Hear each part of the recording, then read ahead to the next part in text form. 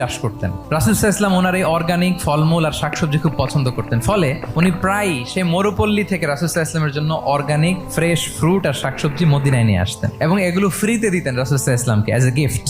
আর কিছু শাকসবজি ফলমূল তিনি মদিনার বাজারে বিক্রি করতেন। তো একবার তিনি এসে রাসূল সাল্লাল্লাহু আলাইহি ওয়াসাল্লামকে অর্গানিক এই ফ্রুটগুলো দিয়ে বাকিগুলো মদিনার বাজারে বিক্রি করতেছেন।